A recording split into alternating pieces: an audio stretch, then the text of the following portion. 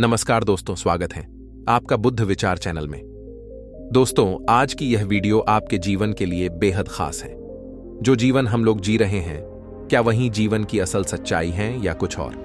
तो चलिए जानते हैं भगवान बुद्ध के जीवन से प्रेरित इस कहानी की मदद से। बुद्ध के संघ सबके लिए खुले रहते। बुद्ध संघ का अर्थ है जो भी व्यक्ति बौद्ध भिक्षु बनकर बुद्ध के साथ रहना चाहता हो, बौद्ध की शरण में आना चाहता हूं। कुछ लोगों को बुद्ध सहज ही स्वीकार कर लेते और संघ में रहने की अनुमति दे देते हैं, पर कुछ व्यक्तियों को वो कह देते कि जाओ, पहले एक रात शमशान में जाकर रहो। इसी तरह एक दिन एक व्यक्ति बुद्ध के पास आया और उसने बुद्ध के संघ में शामिल होने की इच्छा जताते हुए कहा, गुरुजी, मैं आपका शिष्य बनना चाहता हूं।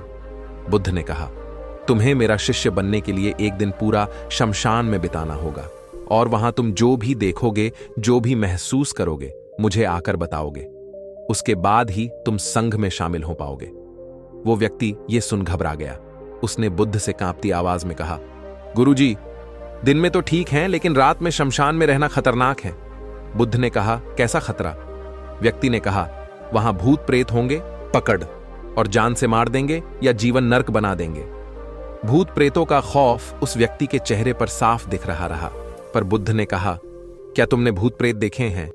व्यक्ति ने कहा, नहीं, पर मैंने सुना बहुत है और कुछ ऐसे लोगों को जरूर देखा है जिनमें भूत आ जाते हैं और उन्हें परेशान करते हैं, अजीब अजीब हरकतें करते हैं। इस पर बुद्ध ने कहा, फिर तो अब तुम्हारे पास ये सुनहरा अवसर है ये जानने के लिए कि क्या वाकई भूत प्रेत होते हैं या नहीं। तुम एक रात शमशान में व्यतीत करो। वहां अगर तुम्हें कुछ ऐसा लगे कि वो भूत है तो देखना कि वो कैसा दिखता है, और यदि ऐसा कुछ ना हुआ तो तुम यह जान पाओगे कि भूत प्रेत जैसी कोई चीज नहीं होती। इस तरह पूरी रात तुम जो भी अनुभव कर पाओ वो सुबह मुझे आकर बताना। बुद्ध की बातों से वो व्यक्ति जिज्ञासु हो जाता है।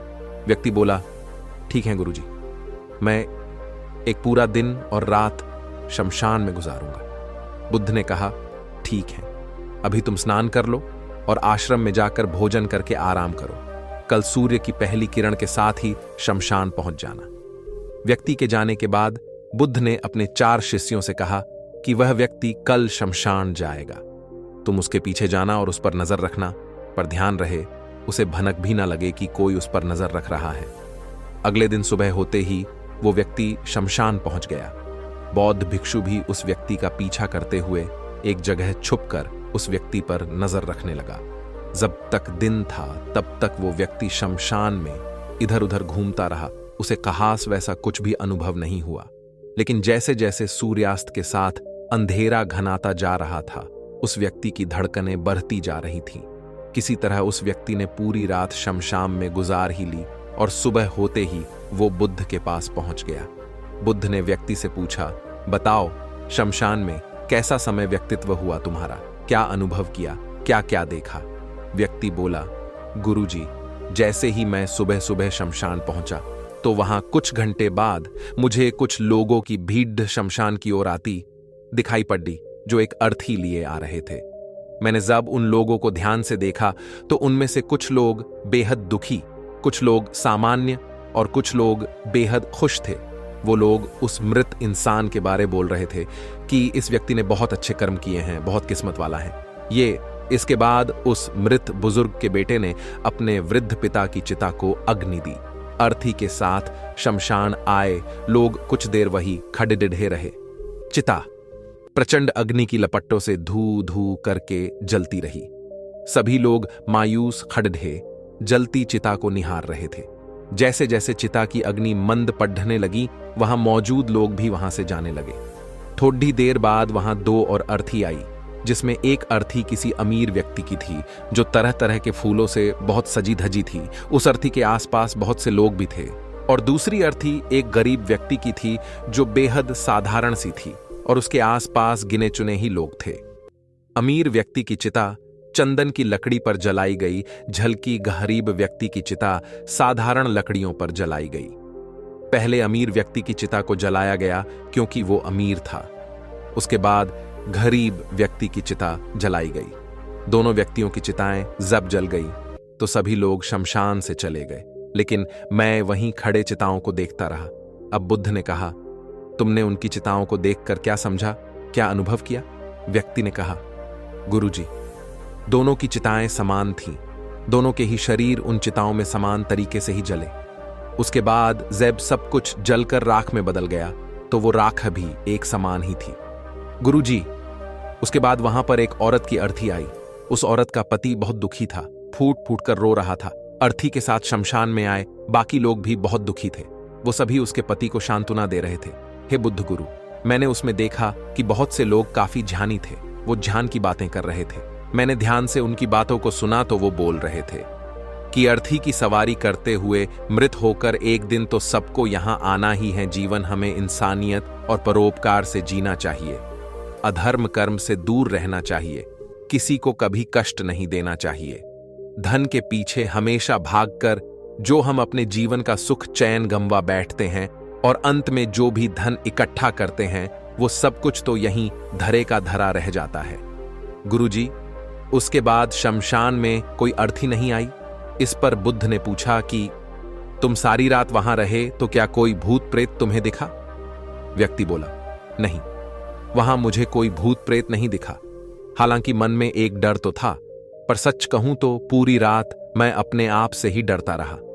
कभी हवाओं से हिलने वाले पत्तों की आवाजों से डरता रहा, तो कभी वहां आस पास मौजूद जीव जंतुओं की आवाजों से डरता रहा। सारी रात सहमा रहा, लेकिन पूरी रात में मुझे कोई भूत प्रेत नजर नहीं आया। बुद्ध ने उस व्यक्ति से कहा, ठीक है, अब तुम जाओ और आश्रम में आराम करो। कल फिर तुम्हें पूरा एक दिन और रात शमशान में बिताना होगा। अब वो व्यक्ति ये सुन बोला, आप कैसी बात कर रहे हैं गुरुजी? आपके ही कहने पर आज पूरा दिन और पूरी रात मैं शमशान में पड़ी डिहा रहा। वो समय मैंने कैसे काटा है मैं ही जानता हूं। अब मैं दोबारा वहां नहीं जाऊंगा। बुद्ध ने कहा, देखो, जो खास चीज तुम्हें वहां जाकर मिलनी है वो तुम्हें अभी तक नहीं मिली है। जब तक वो चीज तुम्हें नहीं मिल जाती मैं तुम्हें संघ में शामिल नहीं कर सकता। तुम एक दिन और वहां रुको, तुम्हें वो अवश्य मिल जाएगी। व्यक्ति बोला, ठीक है, मैं कल एक दिन और रात और व्यतीत कर लूंगा शमशान में। अगले दिन सुबह वो व्यक्ति बुद्ध का आशीर्वाद लेकर फिर से शमशान पहुंच गया। एक पूरा दिन और रात बिताकर वो व्यक्ति अगली सुबह फिर बुद्ध के पास पहुंचा, लेकिन इस बार उस व्यक्ति के चेहरे पर एक अलग ही तेज था, एक अलग ही खुशी झलक रही थी, मानो उसे वो मिल गया हो। लेकिन बुद्ध उसके मुंह से सुनना चाहते थे, इसलिए बुद्ध ने एक ही सवाल पूछ कि क्या तुम्हें वो चीज मिली? व्यक्ति बोला, हां गुरुजी, मुझे वो मिल गई। बुद्ध ने पूछा कि बताओ, तुम्हें वहां क्या मिला? व्यक्ति ने कहा, गुरुजी, मैंने जीवन का अर्थ समझ लिया है। मैंने वहां देखा कि कुछ लोग शाम को मुझे अर्थी पर लेकर आ रहे हैं। मुझे 4 लोगों ने अपने कंधों पर उठा रखा है। मेरे पीछे कुछ 15-20 लोग रोते बिलखते चल रहे हैं। मेरे पिता अर्थी के आगे आगे चल रहे हैं और कुछ लोग राम नाम सत्य बोलते हुए मेरे ऊपर फूल फेंक रहे हैं। मेरे सभी रिश्तेदार बहुत दुखी हैं। भिद्द में मौजूद कुछ लोग तो सिर्फ दुखी होने का नाटक कर रहे हैं। कुछ लोग मेरे पिता को सांत्वना दे रहे हैं। तभी कुछ देर बाद मेरी अर्थी को जमीन पर रख दिया गया और मेरे शरीर को उठाकर चिता पर लिटा दिया गया। मैं ये सब दृश्य अर्थी पर लेटे हुए देख रहा था। मैंने उस अर्थी से उठना चाहा पर उठ नहीं सका। मैं सांस लेना चाहता था पर सांस नहीं ले पा रहा था। मैं पूरी तरह से असमर्थ और विकलांग की तरह था, क्योंकि मेरे अंदर सांस नहीं थी। मैं अपने पिता को गले लगाना चाहता था, लेकिन मैं उठ नहीं सकता था। मैं भाई को गले लगाकर ये कहना चाहता था कि तुम अपना और माता पिता का ध्यान रखना। घर परिवार की जिम्मेदारी अब तुम्हारे ऊपर है। इसे बखूबी निभाना, इससे मेरी आत्मा को शांति मिलेगी। कुछ समय बाद मेरा मुंह कपड़े से ढक दिया गया और शरीर के ऊपर कई लकड़ियां रख दी गई। मुझे अब कुछ भी दिखाई नहीं दे रहा था। फिर उसके बाद मुझे अत्यंत गर्मी महसूस हुई। मुझे एहसास हुआ कि मुझे अब जलाया जा रहा है। धीरे धीरे लकड़ियों के साथ साथ मेरा पूरा शरीर जलने लगा। मेरा दम घुट रहा था। मैं उठना चाहता था। आखिर अग्नि ने प्रचंड रूप ले लिया और धीरे धीरे मैं भी उस अग्नि में पूरी तरह खो गया। पूरी रात मैं खुद को ऐसा ही जलता देखता रहा। मैंने देखा कि अंतिम रूप में मैं एक राख बन चुका हूं। उस पूरी रात ना तो मैं डरा, ना ही मुझे डर का एहसास हुआ। जब आंखें खुली तो एक तीव्र रोशनी मेरे आंखों पर पड़ दी। मैंने देखा कि ये तो मैं हूं, वो भी शरीर के साथ। मुझे बहुत खुशी का अनुभव हुआ। उसके बाद मेरे मन से ना जाने कितने ही भ्रम समाप्त हो गए और मैं आपके पास आ गया। बुद्ध मुस्कुराए और बोले कि तुम अब संघ में शामिल हो सकते हो, क्योंकि तुमने अब ज्ञान रूपी उस बीज को प्राप्त कर लिया है जिसमें शरीर को भूलकर स्वयं को जानने की इच्छा होती है। इसी ज्ञान की प्राप्ति के लिए मैंने तुम्हें शमशान भेजा था, जहां अंततः तुमने ये जाना कि शरीर नश्वर है, नेत्रों से दिखने वाली हर चीज नश्वर है। शमशान आने वाला हर व्यक्ति भी यह समझ रहा होता है, पर शमशान से वापस जाते ही वो सब भूलकर पुनः उन्हीं गलत क्रियाओं में लग जाता है, जैसे झूठ बोलना, लूट धसोट, अधर्म, लालच, लालसा, बुराई, क्रोध, अपशब्द, अहंकार, ईर्ष्या इत्यादि नाना प्रकार बुरी भावनाओं से बुरे कर्मों को अंजाम देते हैं। किंतु अब तुम्हारे अंदर ज्ञान का वो बीज अंकुरित हो चुका है जिसमें हम जीवन को तब तक नहीं समझ सकते जब तक मृत्यु को निकट से देखा व समझा ना जाए। अच्छे स्वास्थ्य की कीमत वही समझ सकता है जो अत्यंत बीमार हो या जो बहुत लंबे समय से बुरे स्वास्थ्य से जूझ रहा हो। ठीक उसी तरह जीवन का महत्व वही समझ सकता है जो मृत्यु से रूबरू हुआ हो या जो मृत्यु को समझ चुका हो, एहसास कर चुका हो। अब तुम्हें इसी बीज को लक्ष्य बनाकर कर ध्यान की मदद से स्वयं को और ज्यादा जानना है और ज्ञान की उस सीमा पर पहुंचना है जिसे जानने के बाद कुछ भी शेष नहीं रह जाता। कोई इच्छा, कोई लालसा शेष नहीं रह जाती। मन हर विचारों से मुक्त हो जाता है, सब शून्य में समाहित हो जाता है।